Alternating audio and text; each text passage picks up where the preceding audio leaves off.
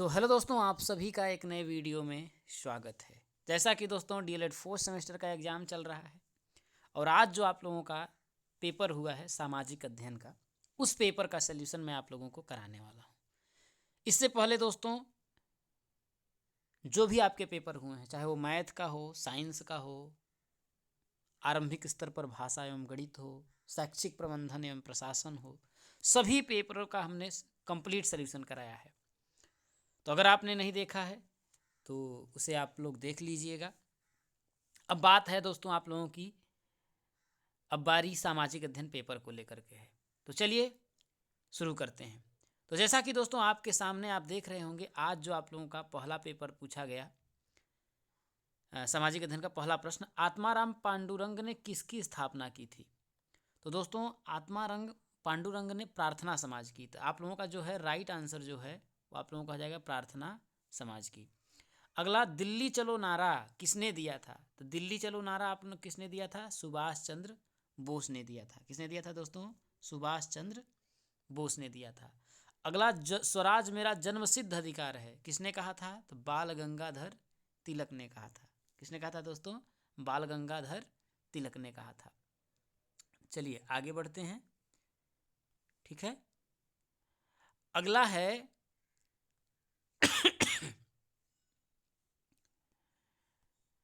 1950 से पूर्व होलकर राज्य की राजधानी थी। कब दोस्तों? 1950 से पूर्व होलकर राज्य की राजधानी तो क्या थी आपका? देखिए इंदौर थी। कहाँ थी दोस्तों आप लोगों का? इंदौर। राइट आंसर आप लोगों का तीसरा हो जाएगा। अगला क्वेश्चन, टाटा नगर के नाम से प्रसिद्ध है। टाटा नगर के नाम से प्रसिद्ध क्या है आपका? जमशेदपुर है। नरौरा प्रसिद्ध है। नरौरा क्या किस लिए प्रसिद्ध है? परमाणु विद्युत केंद्र के लिए। क्या दोस्तों? परमाणु विद्युत केंद्र के लिए। ठीक है, अगला क्वेश्चन आप लोगों का कि भृगु मंदिर किस जिले में स्थित है? तो भृगु मंदिर किस जिले में है? तो आप लोगों का राइट आंसर हो जाएगा बलिया। किस पे हो जाएगा दोस्तों? बलिया हो जाएगा। देवा शरीफ किस जिले में स्थित है? तो देवा शरीफ किस जिले में? तो आप लोगों का राइट आंसर हो जाएगा बाराबंकी। कहाँ पर? बाराबंकी। अगला क्वेश्चन पूछा था कि चौरी चौरा कांड हुआ था, तो कहाँ हुआ था? आप सभी जानते हैं ये चौरी चौरा कहाँ हुआ था? गोरखपुर में हुआ था। अगला क्वेश्चन था कि भारतीय राष्ट्रीय कांग्रेस का प्रथम अध्यक्ष कौन था? तो आप सभी जानते हैं कि भारतीय राष्ट्रीय कांग्रेस का प्रथम अध्यक्ष कौन था? व्योमेश चंद्र बनर्जी थे। ठीक है, चलिए दोस्तों आगे बढ़ते हैं। अगला क्वेश्चन आप लोगों का था कि फॉरवर्ड ब्लॉक का गठन किसने किया था? तो आप सभी जानते हैं फॉरवर्ड ब्लॉक का गठन सुभाष चंद्र बोस ने किया था। अगला, उत्तर प्रदेश कितने मंडल में विभाजित है? तो उत्तर प्रदेश कितने मंडल में है? तो 18 मंडल में विभाजित है। आगे बढ़ते हैं। अगला क्वेश्चन आप लोगों का पूछा गया था कि भारत में हरित क्रांति का जनक किसे कहा जाता है? क्या दोस्तों? हरित क्रांति का जनक तो डॉक्टर एम.एस. स्वामीनाथन। तो 13वें का आप लोगों का तीसरा हो जाएगा। चौथा पूछा था यूरेनियम उत्तर प्रदेश के किस जिले में पाया जाता है? तो यूरेनियम उत्तर प्रदेश के किस जिले में पाया जाता है? तो आप लोगों का हो जाएगा ललितपुर। कहाँ पर दोस्तों? ललितपुर हो जाएगा। अगला आप लोगों का है कि बुक्सा जनजाति उत्तर प्रदेश के किस जनपद में निवास करती है? तो बुक्सा जनजाति की बात करें तो आप लोगों का कहाँ? बिजनौर में दोस्तों। कहाँ पर? बिजनौर में। तो दोस्तों 15 में से आपके कितने प्रश्न ठीक हुए हैं? आप सभी कमेंट करके ज़रूर बताइएगा कि आपके 15 में आप लोगों ने कितने प्रश्नों को ठीक किया है। चलिए दोस्तों आगे बढ़ते हैं। अगला क्वेश्चन पूछा गया अति लघु उत्तरी में, 1857 की क्रांति की शुरुआत कहाँ से हुई थी? तो इसकी शुरुआत दोस्तों आप लोगों की मेरठ से हुई थी। कहाँ से हुई थी? मेरठ से हुई थी 18 मई 1857 को। कब दोस्तों? 18 मई 1857 को ये आपकी मेरठ से हुई थी। अगला क्वेश्चन देखिए आपका पूछा था क्वेश्चन नंबर 17, वेदों की ओर लौटो नारा किसने दिया था? तो आप सभी जानते हैं ये नारा किसने दिया था? दयानंद सरस्वती ने दिया था। दयानंद सरस्वती ने दिया था दोस्तों। चलिए आगे बढ़ते हैं। अगला क्वेश्चन है कि जलियांवाला बाग हत्याकांड कब और कहाँ हुआ? तो आप सभी जानते हैं ये कब हुआ था आपका? 13 अप्रैल 1919 को पंजाब के अमृतसर में।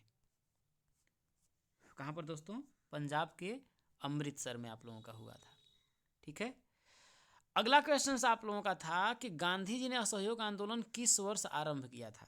तो गांधी जी ने 1 अगस्त, कब दोस्तों? 1 अगस्त 1920 ईस्वी को। क्या दोस्तों? 1 अगस्त 1920 ईस्वी को गांधी जी ने आंदोलन क्या किया था? आरंभ किया था, असहयोग आंदोलन। ठीक है। अगला क्वेश्चन आप लोगों का था कि भारत छोड़ो आंदोलन का आरंभ कहाँ से हुआ था दोस्तों? तो भारत छोड़ो आंदोलन का आरंभ दोस्तों अगर कहा जाए तो मुंबई के ग्वालिया टैंक से हुआ था। कहाँ से? मुंबई के ग्वालिया टैंक, ग्वालिया टैंक से हुआ था। अगर पूछ लेता कब हुआ था तो 8 अगस्त 1943 के लगभग, 8 अगस्त 1943। ठीक है। चलिए दोस्तों आगे बढ़ते हैं।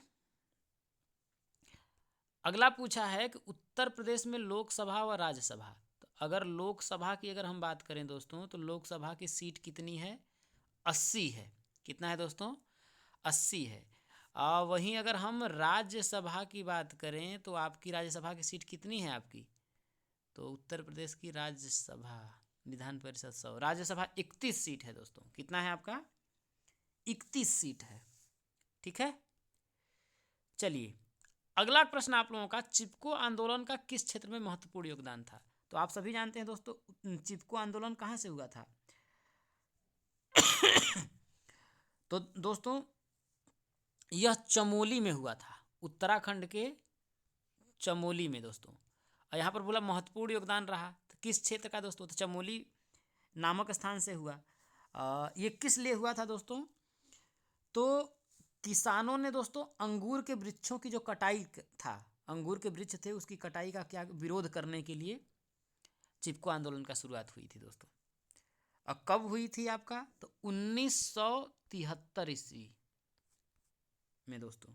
ठीक है। तो ये हो जाएगा। अगला था विश्व ओजोन दिवस कब मनाया जाता है? तो विश्व ओजोन दिवस कब मनाया जाता है? तो 16 सितंबर को दोस्तों। अगला प्रश्न था उत्तर प्रदेश में, क्या दोस्तों? उत्तर प्रदेश में सबसे न्यूनतम जनसंख्या घनत्व वाला जिला कौन सा है? तो सबसे न्यूनतम जनसंख्या घनत्व वाला जिला की बात करें दोस्तों तो आप लोगों का ललितपुर हो जाएगा। क्या हो जाएगा? ललितपुर हो जाएगा। ठीक है। चलिए अगला क्वेश्चन आप लोगों का पूछा गया था,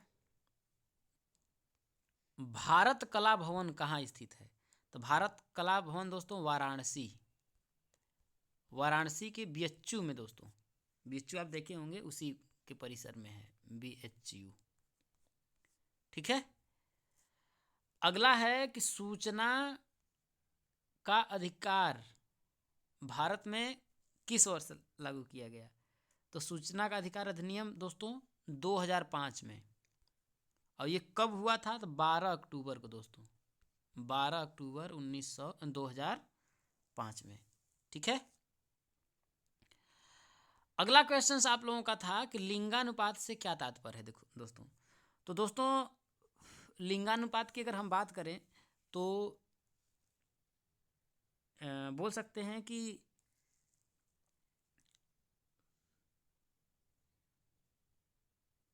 पुरुषों और महिलाओं, आप बोल सकते हैं पुरुषों और महिलाओं का अनुपात, या फिर किसी दी गई जनसंख्या में, कोई भी जनसंख्या है, कोई भी दी गई जनसंख्या है उसमें स्त्रियों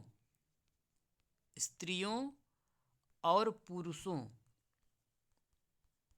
स्त्रियों और पुरुषों की संख्या, स्त्रियों कोई दी गई संख्या में स्त्रियों और पुरुषों की संख्या के मध्य अनुपात को लिंगानुपात कहते हैं।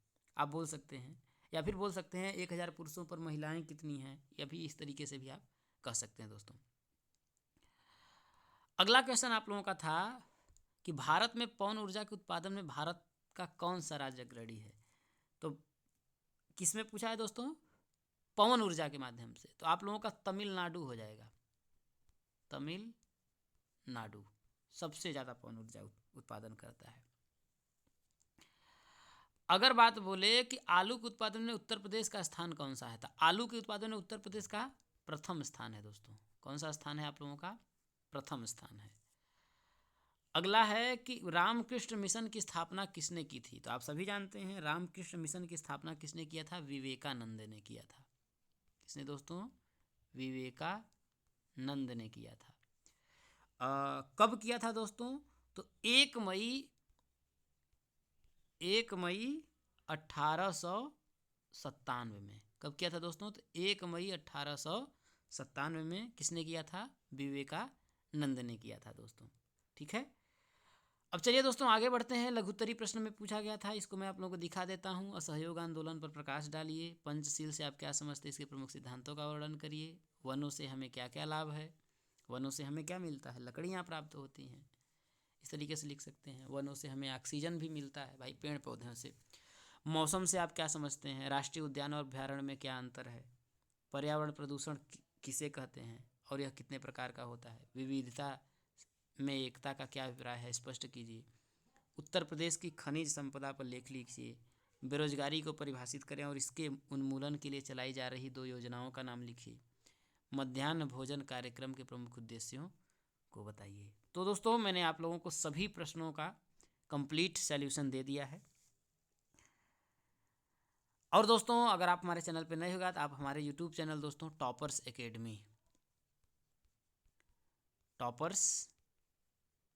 एकेडमी हमारा यूट्यूब है, इस चैनल को सब्सक्राइब करिए। अपना प्यार और दुलार हमारे साथ करिए दोस्तों। ऐसे ही हम आप लोगों के लिए मेहनत करते रहेंगे और दोनों लोग मिल करके ऐसे ही मेहनत करेंगे और आप लोगों का मुझे पूरा सहयोग मिलेगा।